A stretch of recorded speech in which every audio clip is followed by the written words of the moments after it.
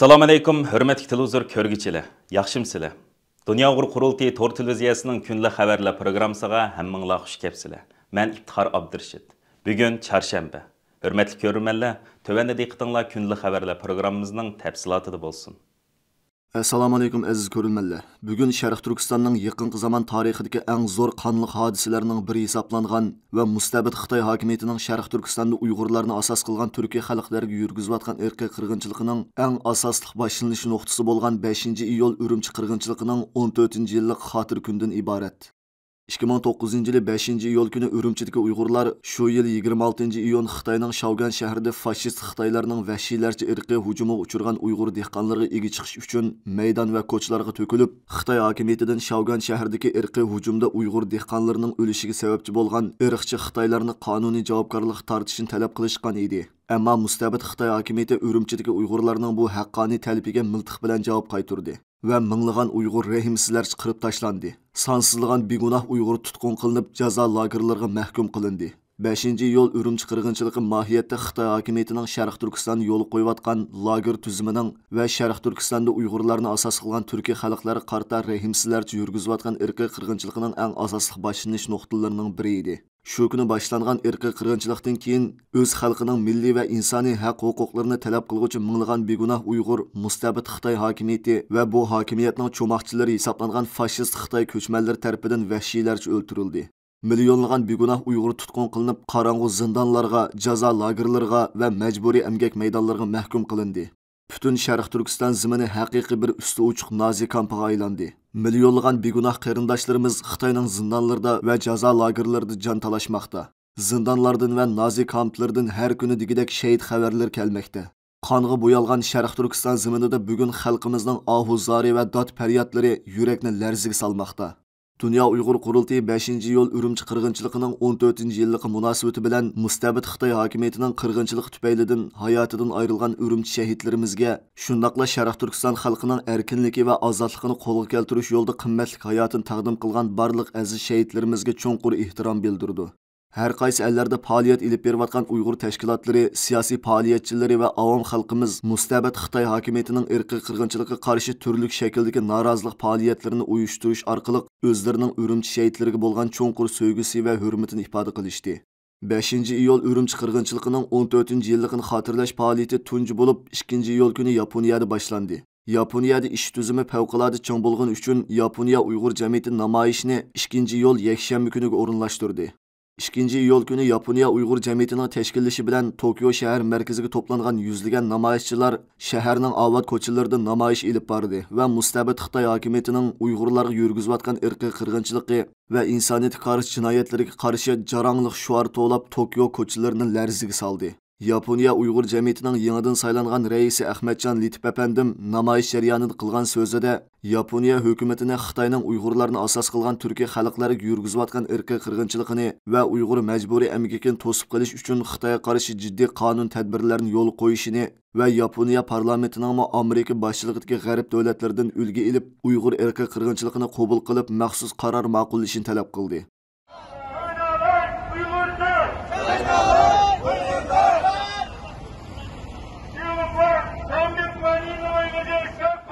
O'xshash kuni yani Yaponiya Uyg'ur jamiyatining o'rinlashtirishi bilan Yaponiyaning Osaka shahrida namoyish o'tkazildi. Yaponiya Uyg'ur jamiyatining Osakadagi hay'at a'zosi Mavlon apandimning bevosita riyosatchiligida o'tkazilgan namoyishga ba'zi mo'ng'ul qarindoshlarimiz qatnashib hamdamda bo'ldi. 4-iyul kuni bo'lsa Xalqaro Sharq Turkiston tashkilotlar birligining uyushtirishi bilan Anqarada 5-iyul Urumchi qirg'inchiligining 14-yilligi munosabati bilan axborot e'lon qilish yig'ini o'tkazildi. Turkiyadagi bir qism ommaviy tashkilotlarning mas'ullari, akademisyenlar va jurnalistlardan bo'lib, ko'p sonli kishi qatnashgan yig'inda so'z qilgan Dunyo Uyg'ur Qurultiyining muavin raisi doktor Erkin Akram Anqarada 5-iyul Urumchi qirg'inchiligining oriq ko'rinishi, jarayoni va uning xalqaro ta'siri haqida tafsiliy ma'lumot berish bilan birga 5-iyul Urumchi qirg'inchiligining bo'lsa bugun davom qilayotgan Uyg'ur irqiy qirg'inchiligining boshlanish nuqtasi ekanligini ta'kidlab o'tdi. Bugun yana 5-iyul kuni Sharq Turkiston Avstraliya jamiyatining uyushtirishi bilan Janubiy Avstraliya parlament binosining oldida Xitoyning irqiy qirg'inchiligiga qarshi norozilik namoyishi o'tkazildi. Dünya Uyghur Qurultiyining Qozog'istondagi vakillarining uyushtirishi bilan 5-iyul kuni Olmuta shahrida Urumchi qirg'inchiligining 14-yillik munosabati bilan Urumchi shahidlarini yod etish nazar faoliyati o'tkazildi. Qozog'istonning har qaysi Uyg'ur rayonlaridagi oqsoqollar, yigit boshlari va jamoat arboblaridan bo'lib ko'p sonli kishi qatnashgan nazar faoliyatida oldi bilan aziz shahidlarimizning ruhi uchun Fotiha o'qildi.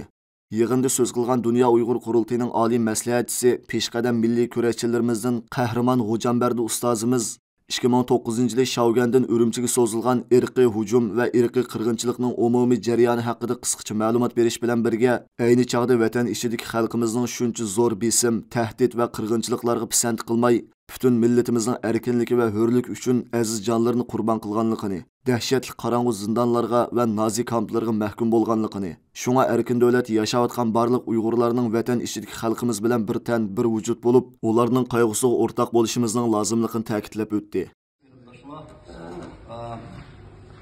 Komünist Xitoy davlati 1949-yili Uyg'uristonning Sharq Turkiston besib olgandan buyon irqiy qirg'inchilik davomlashdi. Uning cho'qqisi mana Urumchi qirg'inchiligi va hozirgi irqiy qirg'inchilik. Men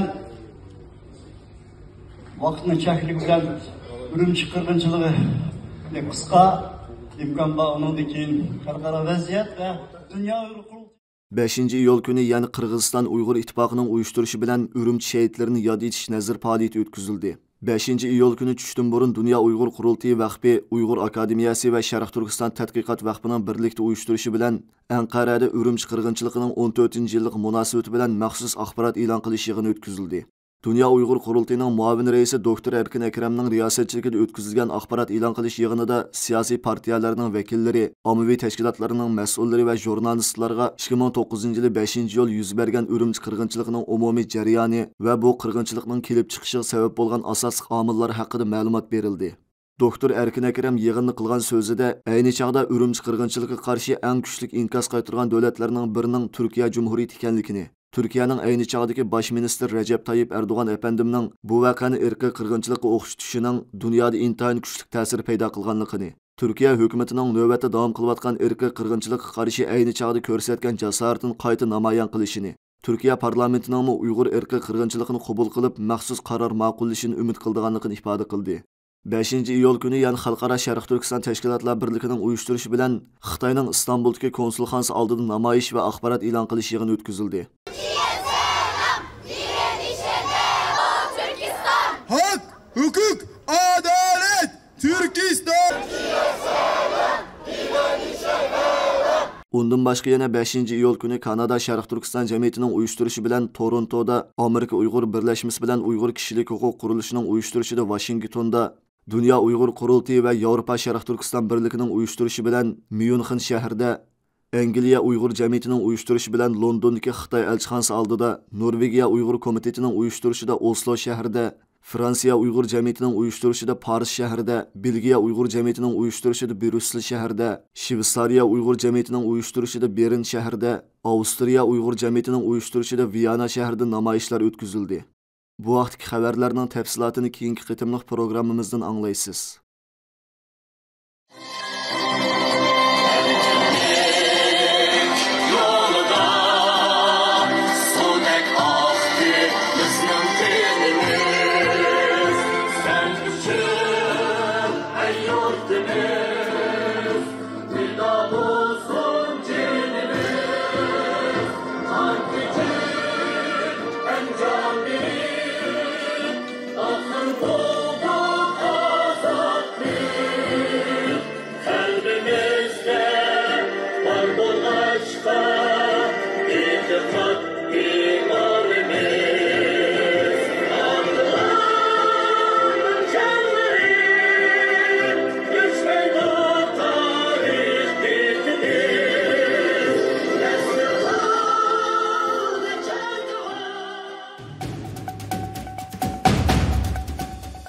Dunyo Uyg'ur qurultiyi, Kanada Uyg'ur haqlarini qo'llash tashkiloti va Uyg'ur kishilik huquq qurilishining sohibxonligida uyushtirilgan va Uyg'ur qonun munbiri deb atalgan Uyg'ur masalasi bo'yicha xalqaro qonun muhokama yig'ini bugun 3-kuni qadam qo'ydi.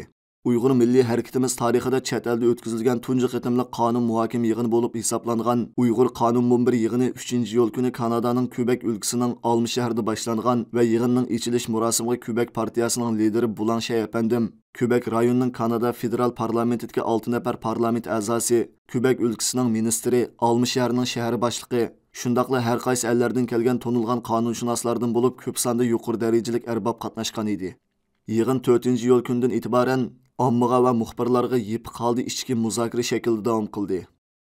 Dünya Uyghur Qurultayının reisi Dolqun esa Qurultay İcraiya Komitetining reisi va Uyg'ur kishilik huquq qurilishining direktori Ömer Qanat, Qurultay Qonun Komitetining mudiri va Kanada Uyg'ur haqlarini qo'llash tashkilotining reisi Mehmet To'xti, Qurultayning bayonotchisi va Qurultay ayollar komitetining mudiri Zumratay Erkin, Kanada Uyg'ur haqlarini qo'llash tashkilotining program yetakchisi Qayyum Masimo qatorliqlardan tarkib topgan Qurultay hay'ati mazkur yig'inga alohida taklif qilingan xalqaro inson haqlari advokati Sarah Tej, xalqaro inson haqlari va ko'chmanlar masalasi bo'yicha tanilgan advokat David Matas, qonunshunos va advokat Lyndon Dallis, Kanada Kishilik huquq va tadqiqot markazining direktori, Kanada Ottawa universitetining qonun professori John Parker, xalqaro qonunshunos va advokat Amanda G'ahraman, Angliya advokatlar jamiyatining a'zosi va Dunyo Uyg'ur qurultayining advokati Michael Polak, xalqaro kishilik huquq tashkiloti Alison Gill, Kanadalik huquqchi Mary Tej, qonun tadqiqotchisi Mackenzie Birbarager qatorliqlarini o'z ishiga olgan qonunshunoslar bilan Dunyo Uyg'ur qurultayi tarafidan navbatda ilib berilayotgan qonuniy harakatning doirasini qanday qilib yanada zo'raytish, Uyg'ur irqiy qirg'inchiligiga va Uyg'ur majburiy emgakiga qarshi g'arb demokratik ellarining qonunlaridan qanday foydalanish, Sharq Turkiston xalqi qarta irqiy qirg'inchilik va insonlik qarshi jinoyat yurgizayotgan Xitoy hokimiyati va bu xil qirg'inchilikqa bevosita qo'mondonlik qilayotgan Shi Jinping boshchiligidagi Xitoy amaldorlarini qonun jihatdan javobgarlik tortishning qonuniy asoslari va yo'llari, Dunyo Uyg'ur qurultayi tarafidan boshlatilgan qonuniy harakatning bundan keyingi yo'l xaritasi qatorliq masalalarni cho'rdigan asosda keng doirada muzokara olib bordi. Mazkur yig'inning riyosatchisi Mehmet To'xti apandimning istansimizga bildirishicha, 4-yo'ldan boshlab ilib berilgan yuqorqi muzokara butunlay maxfiy bo'lib, ommaga bildirishga tegishli mazmunlar oldimizdagi kunlarda Dunyo Uyg'ur qurultayi tarafidan xalqimizga bildiriladi. 4-iyul kuni Amerika Mustaqillik kuni munosabati bilan o'tkazilgan paradga qatnashgan Uyg'urlar tomoshabinlarning qalbida taxt qurdi. Milliychi kiyimlarini kiyib, Uyg'urcha muzik sadosi ichida usul o'ynab, paraddan o'tgan Uyg'ur guruhi atrofdagi ommaning zo'r olqishiga sazovor bo'ldi. 1976-yili 7-oyning 4-kuni Amerikada Angliyaning mustamlikasi ostidagi 13 mustamlik rayoni birlashib, mustaqillik xitobnomasi e'lon qilgan va hozirgi Amerika Qo'shma Shtatlarini qurib chiqqan edi. Amerika davlat bayrog'idagi oq va qizil ranglik 13 siziq 13 mustamlik rayonga 50 yulduz bo'lsa, Amerikadagi 50 shtatga vakillik qiladi. Her yili 4-yo'l kuni Amerika Birleşmiş Ştatlarının tug'ilgan kuni. Bu kunda hamma turli usullar bilan bayram tantanasiga tushidi. Cho'ng shaharlarda vatanparvarlik paradi o'tkazildi. Har qaysi davlat va madaniyatlarga tava xalqlar o'zining Amerikaga bo'lgan sevgisini o'ziga xos usul bilan ifoda qiladi.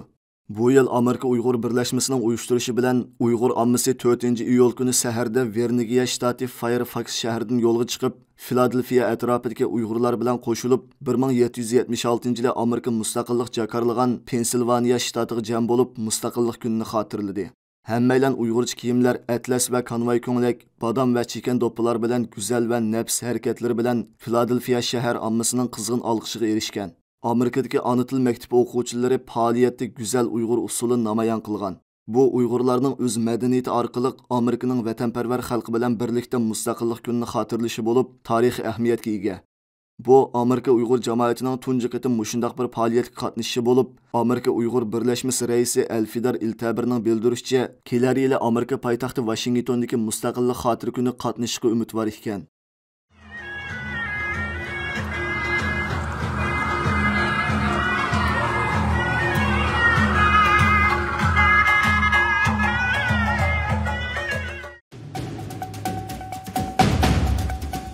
Amerika Xitoydagi qonunsiz tutqun va chegaradan chiqish cheklimiz qatorliqlarini nazarda tutib, Amerikaliklarni Xitoyga sayohatga berishdan ehtiyot qilishga chaqirdi.